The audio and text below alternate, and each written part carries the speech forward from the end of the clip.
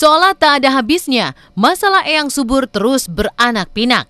Inilah yang terlihat ketika beberapa istri Eyang Subur menjalani pemeriksaan lanjutan atas laporan Adi Bing Slamet di Polda Metro Jaya.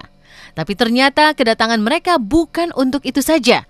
Beberapa istri Eyang Subur ini justru melaporkan balik Arya Wiguna lantaran merasa terhina dengan pernyataan yang pernah diungkap Arya di beberapa media. Bahkan dalam waktu dekat ini, mereka mengaku akan mempersiapkan bukti demi melengkapi berkas pelaporan.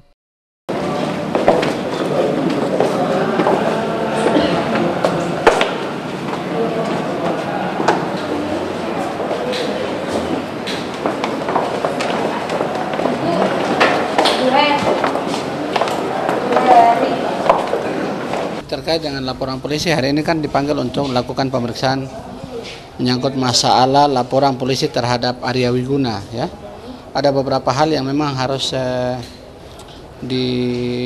dipenuhi terkait dengan persoalan laporan itu, maka hari ini ada petunjuk dari pihak kepolisian untuk melengkapi berkas-berkas terkait dengan itu.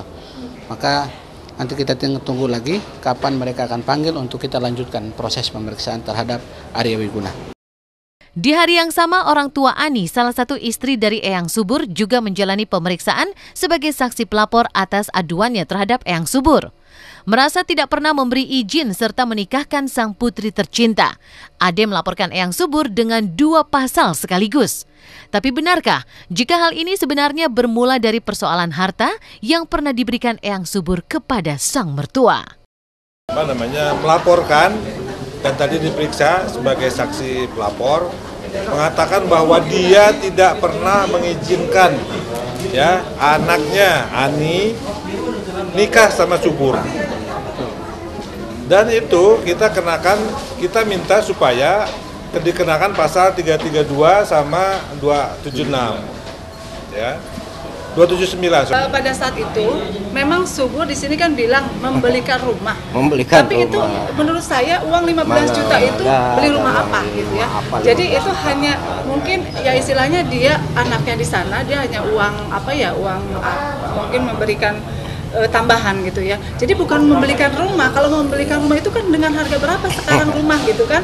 Walaupun di kampung mana ada rumah 15 juta gitu kan. Jadi memang diberikan, tapi memang pada saat itu sama Pak Ade tidak sampai ke surat-surat gitu. Itu hanya menambahkan uang rumah.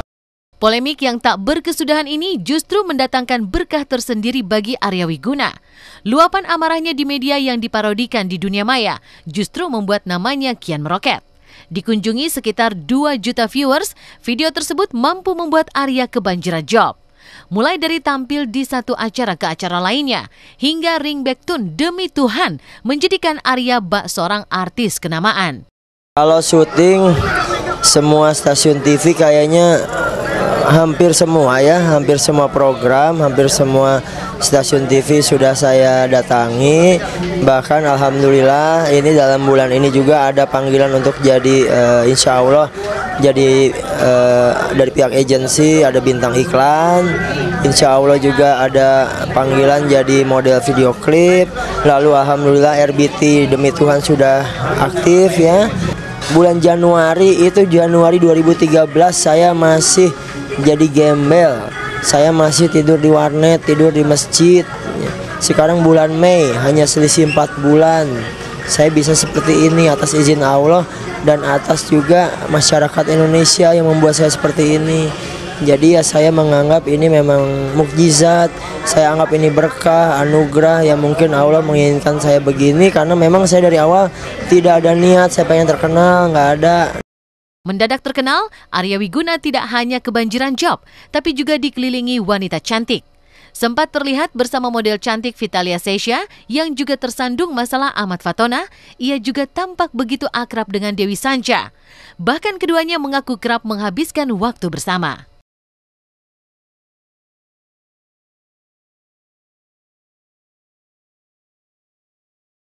Emang sih kita lagi biasa lah ngobrol-ngobrol kerjaan ya Mas ya.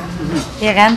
Katanya kan Mas Arya mau bikin single baru gitu, maksudnya dia kepinginnya sih aku masuk labelnya sama gitu. Jadi dia kepingin ngajuin Dewi ke label yang sekarang nih Mas Arya masuk gitu kan. Ya paling sih kemarin namanya itu ya jalan ya, namanya sama-sama masih jomblo M. Itu lirikannya kok maut gitu.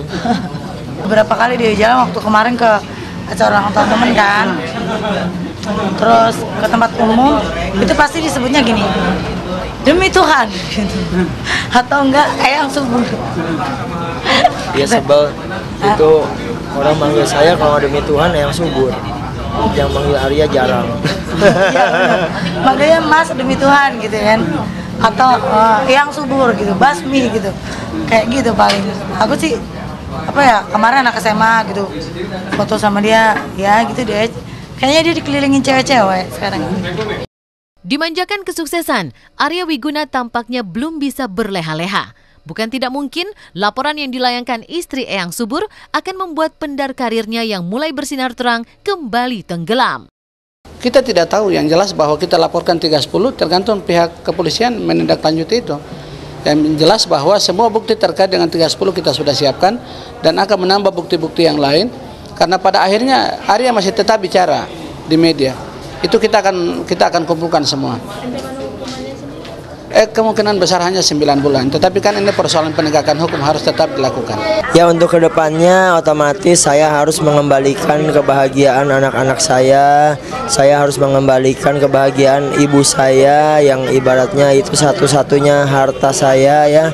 Dulu ibu saya punya rumah, ya saya harus kembalikan lagi.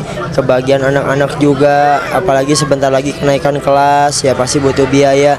Ya saya ibaratnya sekarang mencoba berdoa sambil berusaha.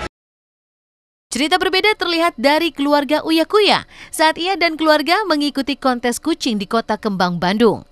Lalu seperti apa kebahagiaan Uya ketika beberapa kucing kesayangannya mampu menyabet sejumlah piala?